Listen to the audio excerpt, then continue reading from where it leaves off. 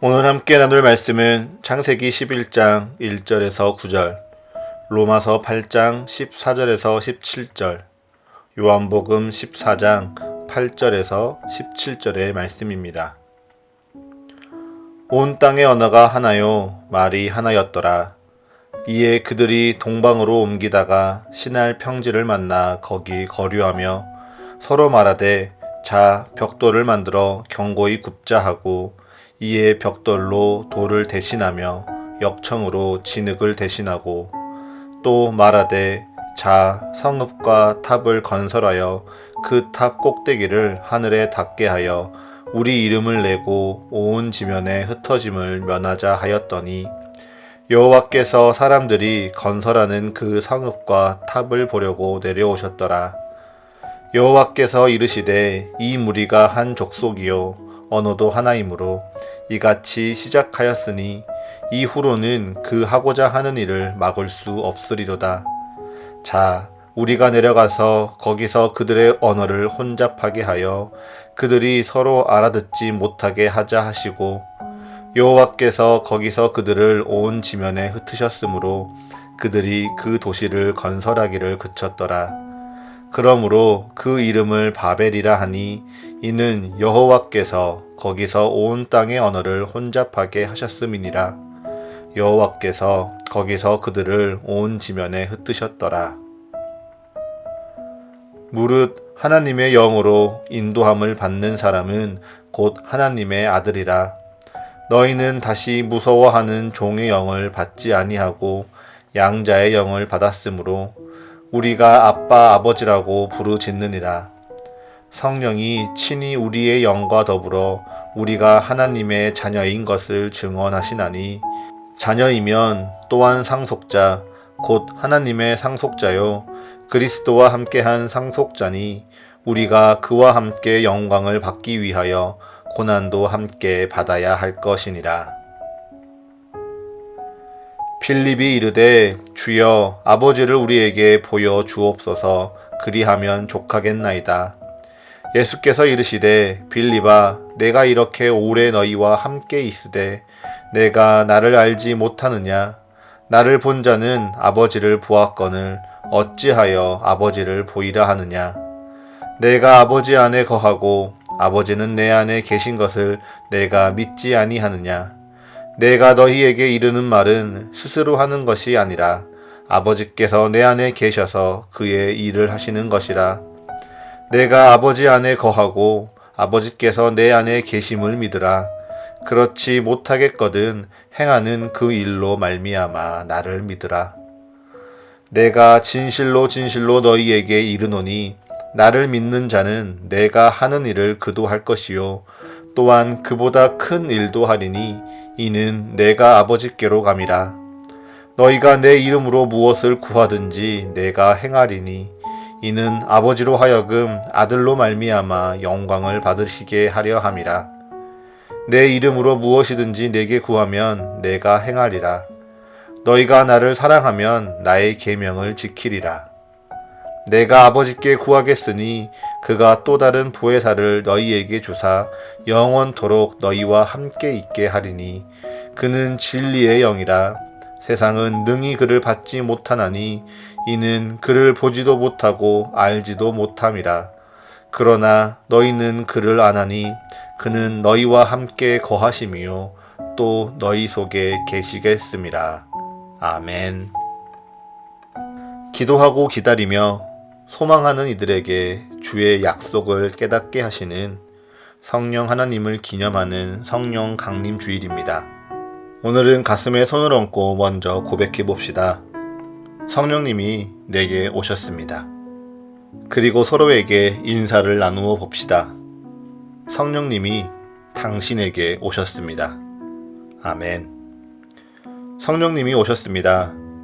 성령님이 우리에게 오셔서 우리 안에 성령님이 함께 하십니다. 믿으시나요? 그러면 물어보고 싶습니다.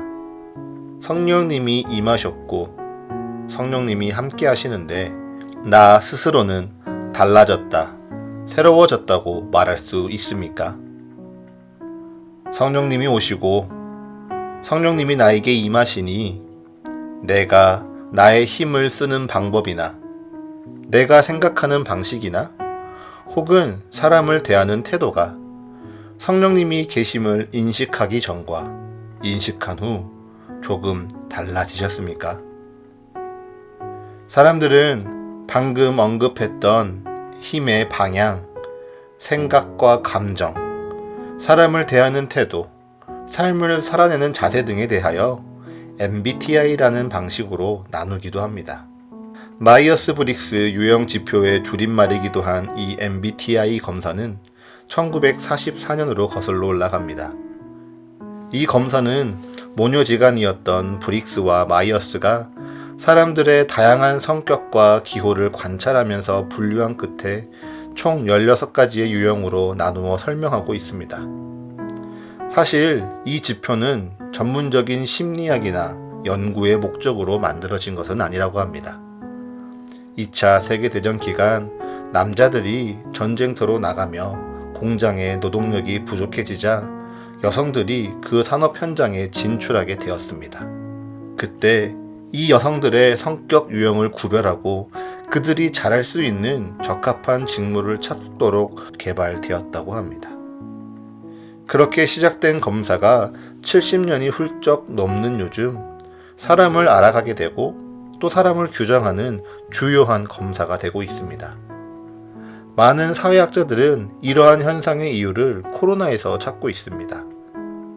코로나로 타인에 대한 관심과 에너지가 제한되고 그 관심과 에너지가 자연스럽게 자신을 알아가는 방향으로 흘러가게 됐다는 것이죠. 그래서 요즘 서적을 비롯하여 인터넷 기사, 유튜브, SNS 게시물 등을 찾아보면 참 다양한 곳에서 MBTI의 성향을 설명하고 장단점을 소개하는 컨텐츠들이 많습니다. 각 성향들끼리 어떻게 조화를 이루는지 순위를 매기기도 하고요. 상황별 최악의 성향들을 나열하면서 그러한 사람들은 반드시 피해야 한다고 조언하기도 합니다.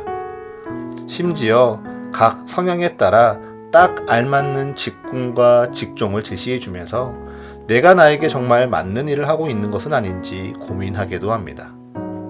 그래서일까요? 요즘 회사들에서는요, 이력서에 정식으로 MBTI 검사지를 요구하거나 자신의 성향을 기입하도록 한다고 합니다. 심지어 어떠한 기업에서는 특정 성향들만 지원하도록 안내하거나 기피 성향은 아예 지원 자체를 금지한다는 문구를 기재도 한다고 하는데요. 이러한 이야기를 들으면 여러분은 어떻게 느껴지시나요? 검사가 정말 태초의 목적대로 잘 사용된다고 느껴지시나요?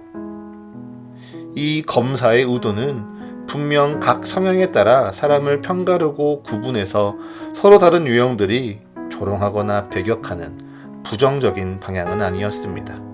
오히려 사람이 정말 많이 다르다는 것을 발견하고 그 사람을 더 잘 이해하기 위해서, 그래서 조금이나마 사회와 공동체에 함께할 수 있는 방법을 찾아가기 위해 만든 도구였습니다.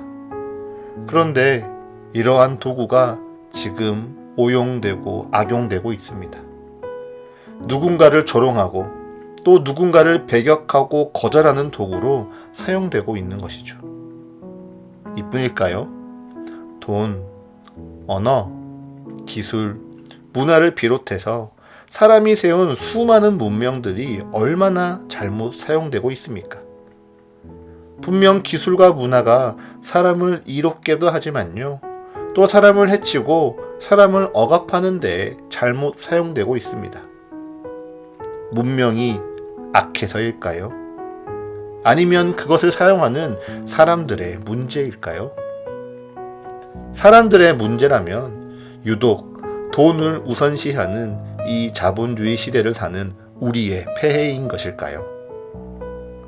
오늘 본문 창세기 11장을 보면 꼭 그런 것 같지는 않습니다. 창세기 11장은 바벨탑 사건으로 아주 잘 알려진 본문입니다. 본문에 등장하는 사람들은 동방으로 옮겨가다가 신할 평지를 만나 거기 머물렀다고 합니다. 그렇다면 이 사람들은 누구일까요? 성경은 이들이 홍수의 심판 가운데 살아남은 노아와 세 아들의 후손들이라고 말합니다. 창세기 6장에서 하나님은 세상을 바라보며 한탄하셨습니다. 이 세상에 사람의 죄악이 가득하고 생각하는 모든 계획이 악하였기 때문이죠. 그래서 하나님은 땅 위에 사람 지으셨음을 후회하시며 모든 것을 이 지면에서 쓸어버리시기로 작정하십니다. 그것이 바로 창세기 7장과 8장에 이어지는 홍수의 심판입니다.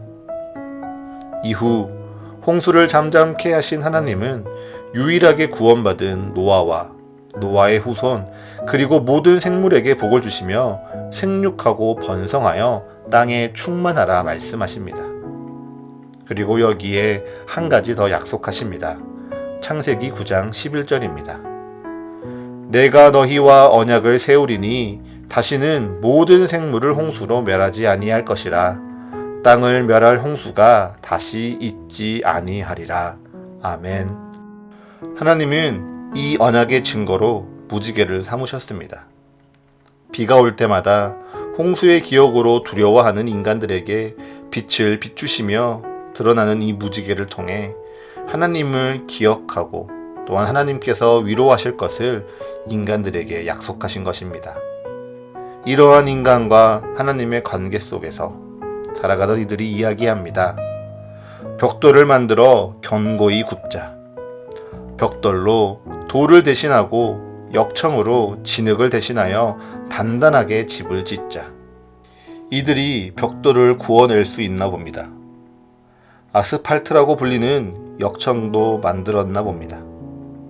이를 통해서 사람들은 돌의 모양대로 울퉁불퉁 지어야 하는 집이 아니라 자신들의 입맛에 따라 그리고 계획에 따라 네모 반듯한 집을 지으려고 합니다.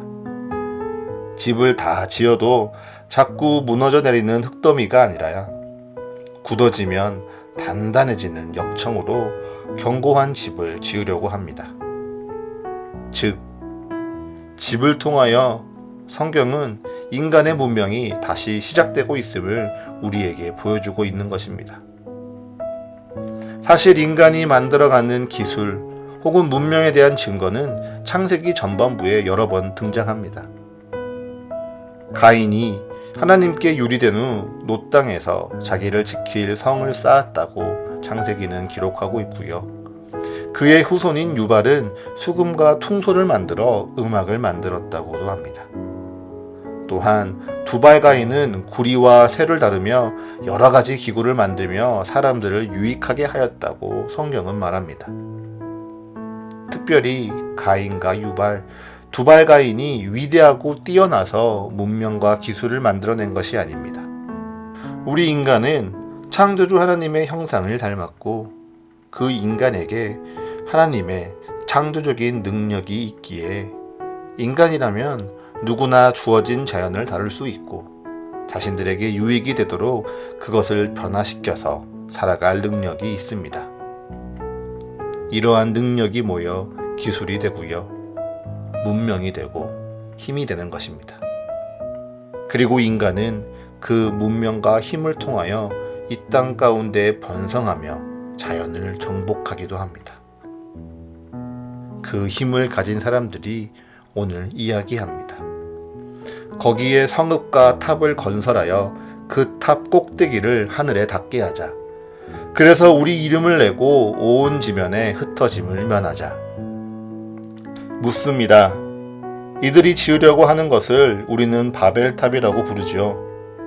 그렇다면 이 바벨탑이 무엇이 문제입니까? 이 사건에 대하여 많은 사람들은 사람의 교만을 많이 묵상합니다. 탑을 하늘에 닿도록 쌓아 올리려고 했던 그 욕심을 문제 삼기도 합니다. 또 언약에 대해서 중시하는 사람들은요, 온 열방에 흩어져서 충만하라는 하나님의 사명을 어긴 그들의 불순종이 문제라고도 합니다. 하지만 오늘은 여기에서 등장하는 사람들의 마음을 조금 더 이해하고 살펴봅시다. 그 이야기를 하던 사람들이 누구였는지 다시 한번 기억해 볼까요?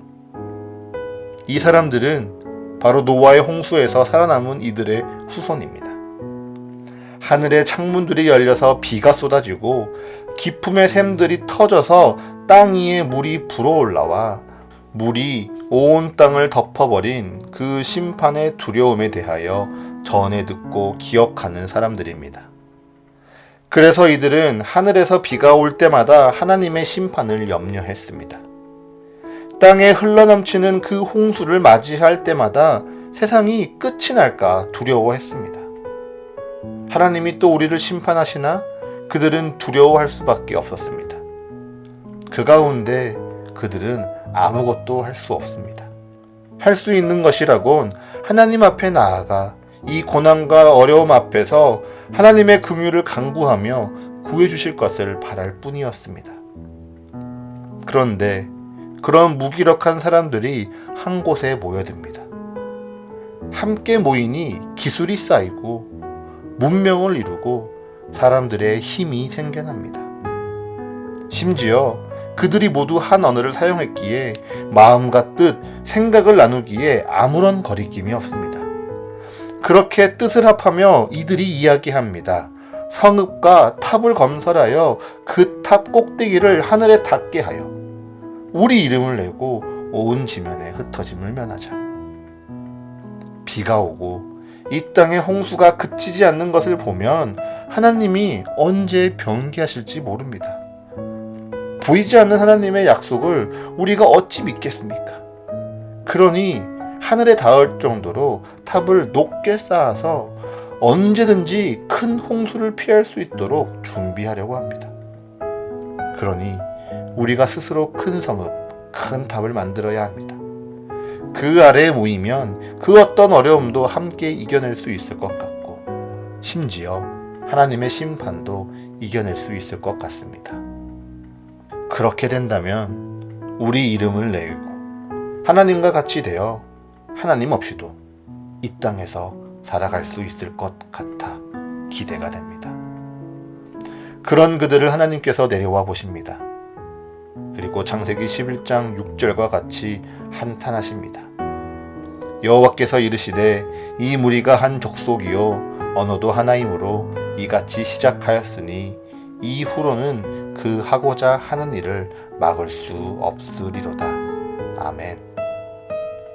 마치 창세기 6장에서 이 땅 가운데 악이 가득한 것을 보시고 후회하시는 마음으로 다시 말씀하십니다. 하지만 하나님께서는 이번에는 물로 심판하지 않으십니다.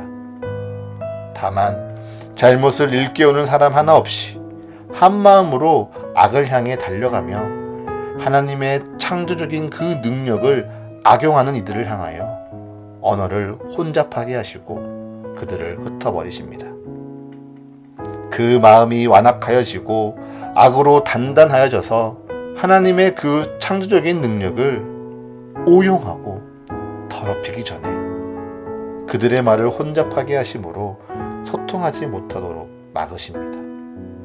심판이 아닌 혼잡하게 하심을 통해 하나님은 그들에게 다시금 기회를 주시기에 우리는 이 혼잡과 고통 속에서 하나님의 사랑을 찾을 수 있습니다.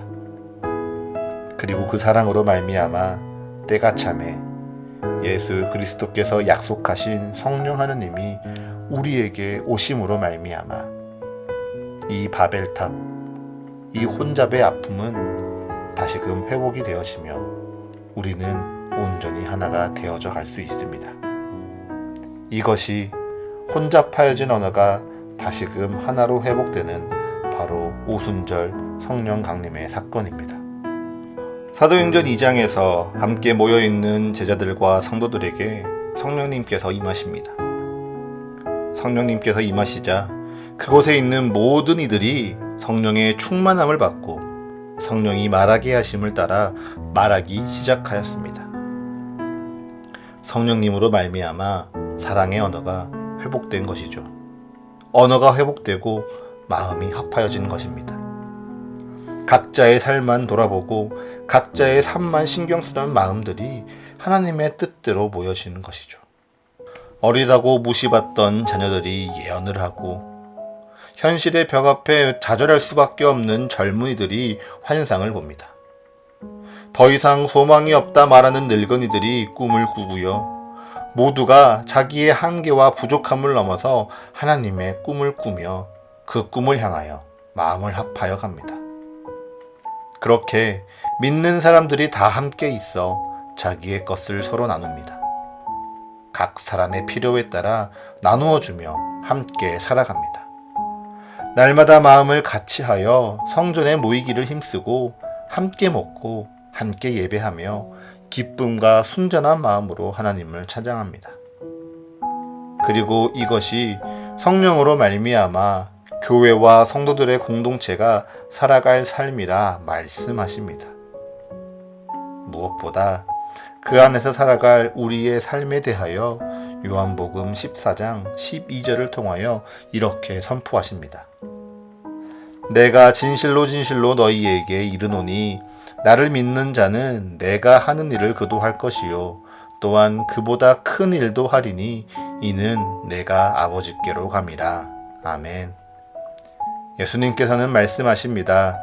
예수님을 그리스도로 고백하며 믿는 자에게는 예수님의 일을 하며 그보다 더 큰 일을 할 수도 있다고 말입니다.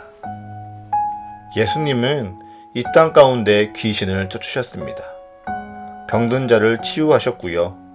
굶주린 자들을 먹이고 살리셨습니다. 거친 풍랑도 예수님 앞에서는 잠잠할 수밖에 없었습니다. 그런데 예수님이 하는 일을 믿는 우리도 할 것이요 더 큰 일도 하리라고 말씀하십니다. 어떻게 그럴 수 있습니까? 그 이유는 성령 하나님께서 우리와 함께 하시기 때문입니다. 예수님은 요한복음을 통해 자주 말씀하시는 바가 있지요. 내가 아버지 안에, 아버지가 내 안에, 우리가 하나 된 것 같이 라는 표현을 통하여 하나님이 예수님과 함께 하심을 강조하십니다. 그리고 지금껏 예수님께서 행하신 모든 기적과 능력이 자신의 특별함이나 자신의 위대함으로 일하신 것이 아니라 하나님 아버지의 이름과 그 아버지의 권능으로 일하셨다고 말씀하십니다. 이 말씀처럼 하나님께서 예수님 안에, 예수님께서 하나님 안에 거하시기에 예수님께서는 자신의 특별함이 아닌 하나님의 권능과 능력으로 이 땅 가운데에서 사랑과 긍휼의 기적을 행하실 수 있었고 또한 구원의 그 거룩한 길을 걸으실 수 있었습니다. 그리고 예수님께서 하나님 보좌 우편으로 오르시며 우리 안에 임할, 우리와 함께할 보혜사 성령님을 주십니다. 요한복음 14장 16절과 17절입니다. 내가 아버지께 구하겠으니 그가 또 다른 보혜사를 너희에게 주사 영원토록 너희와 함께 있게 하리니 그는 진리의 영이라 세상은 능히 그를 받지 못하나니 이는 그를 보지도 못하고 알지도 못함이라. 그러나 너희는 그를 아나니 그는 너희와 함께 거하시며 또 너희 속에 계시겠음이라. 아멘. 예수님이 약속하신 보혜사 성령을 우리에게 보내셨습니다. 세상은 그 성령을 감히 받지도 못하고 보지도 못하고 알지도 못하지만 우리는 그 성령님을 알고요. 그 성령님을 받았습니다. 그리고 이제 우리는 하나님의 영, 성령님이 함께 하셔서 하나님의 아들, 하나님의 자녀된 자들입니다. 예수님께서 이 보혜사 성령이 우리와 함께 하심으로 말미암아 예수님께서 하나님의 권능으로 일하셨듯 우리 또한 예수 그리스도께서 하신 일을 할 것이요 그보다 더 큰 일도 하게 되리라 말씀하시는 것입니다. 말씀을 정리해 볼까요? 오늘은 성령님께서 우리에게 오심을 기념하는 예배입니다. 성령이 우리에게 오심을 기억하며 말씀을 듣고 기도할 때 여러분은 이미 오신 보혜사 성령께서 내게 주신 그 능력을 되새기고 있습니까? 아니면 성령님, 내게 오시옵소서 간구하며 능력 주시기를 소망하고 있습니까? 우리가 바라는 예수 그리스도의 일, 예수님께서 말씀하시고 축복하신 그보다 큰 일에 대하여 다른 사람의 병을 낫게 하고 무리를 걷게 하고 귀신을 쫓고 죽은 자를 살리는 것에 대하여 내가 소망하고 꿈꾼다면, 또한 방언과 예언을 하고 영을 분별하며 이 세상에 주님의 능력으로 드러나길 원한다면요, 우리는 평생토록 끊임없이 성령님 오시옵소서 간구해야 할지 모르겠습니다. 왜냐고요? 그 일을 지금 하지 못하는 우리에게 아직 성령의 충만함이 없기 때문이죠. 그런데 여러분에게 성령님이 이미 오셨음을 믿으신다면 우리에게 이미 하나님께서 예수님보다 더 큰 일을 하실 그 능력 주셨음을 믿으십시오. 그리고 예수님이 말씀하신 그보다 더 큰 일을 오늘 행하십시오. 그 일이 무엇입니까? 우리는 성령의 능력으로 누군가를 가르칠 수 있습니다. 성령의 능력으로 누군가를 온유하게 섬길 수도 있습니다. 성령의 능력으로 이 믿음에 대하여 잠들어 있는 자들을 깨우며 권면할 수도 있고요. 성령의 능력으로 아파하고 고통받는 이들을 찾아가 위로할 수도 있습니다. 무엇보다 성령의 능력으로 우리에게 주신 것에 감사하며 내 가진 것을 다른 이를 구제하고 긍휼을 사용하는 것에 베풀 수도 있습니다. 이러한 일들이 예수님께서 말씀하신 내가 한 것보다 더 큰 일입니다. 어떻게요? 어떻게 이런 작은 일들이 예수님이 말씀하신 기적보다 더 큰 일이 될 수 있습니까? 그것은 예수님 안에 우리가 측량할 수 없는 사랑이 있다 한들 지금 우리 곁에 계실 수 없기에 우리에게 이 사랑의 일들을 행하실 수 없기 때문입니다. 오직 이 땅 가운데 함께 살아가는 자들, 함께 예배하는 우리들만이 오직 예수 그리스도의 그 사랑으로, 하나님의 그 위대하신 창조적인 능력으로, 그리고 성령의 충만함으로 이 사랑의 위대한 역사를 실천할 수 있습니다. 하나님의 사랑으로 곁에서 서로를 가르쳐 줄 수 있고요. 예수 그리스도의 그 사랑으로 서로를 위해 섬겨줄 수 있습니다. 보혜사 성령께서 깨우치시는 그 놀라운 은혜로 서로 권면하고 위로하며 구제하고 긍휼을 전하는 것으로 서로에게, 그리고 이 땅 가운데 하나님의 그 놀라운 사랑을 알게 할 수 있습니다. 이미 할 수 있는데 우리는 어떠하고 있습니까? 우리의 가진 것이 늘 부족하다 말하며 불평하고 있지는 않으십니까? 남보다 나를 위해 교회보다 이 세상의 유익을 우선하고 있지는 않으십니까? 사랑이 늘 내게 힘겹고 버겁다 말하며 그저 내 곁에 머무르려는 나와 같은 사람만을 사랑하고 있지는 않으십니까? 우리의 능력이 보잘것없다, 부족하다 말하며 그저 내가 먹고 사는 일에만 몰두하려고 하지는 않으십니까? 성령님이 오셨음을 기념하는 성령 강림주일 예배입니다. 하나님께서는요, 창세기에 인간의 완악한 마음을 흩으시고 혼잡하게 하심으로 하나님의 그 거룩하신 창조적인 능력이 오용되고 악용되는 것을 막아내셨습니다. 하지만 성령이 오심으로 말미암아 하나님께서는 우리 안에 그 하나님의 거룩한 뜻을 회복시키시고 우리 안에 선하고 복된 하나님의 창조적인 능력을, 예수 그리스도의 사랑을 선용하길 바라십니다. 성령님께서 혼잡하고 이 어지러운 세상을 정돈하시고 사람의 뜻이 아닌 하나님의 뜻으로 여러분의 마음을 굳건하게 붙드실 것입니다. 그 손길에 매여 살아가는 인생들 되시기를 축복합니다. 아직 주시지 않은 것에 불평하며 슬퍼하는 세상의 부정한 삶이 아니라 주신 것에 감사하며 기뻐하는 긍정의 삶, 순종의 삶을 살아가십시오. 오늘 내가 순종하며 살아낼 수 있는 그보다 더 큰 일들에 동참하십시오. 이를 통하여 과부의 2렙돈을 세상 그 어떤 보화보다 귀하게 여기시는 하나님의 축복과 사랑을 마음에 새기시는 이 한 주 되시기를 기도합니다.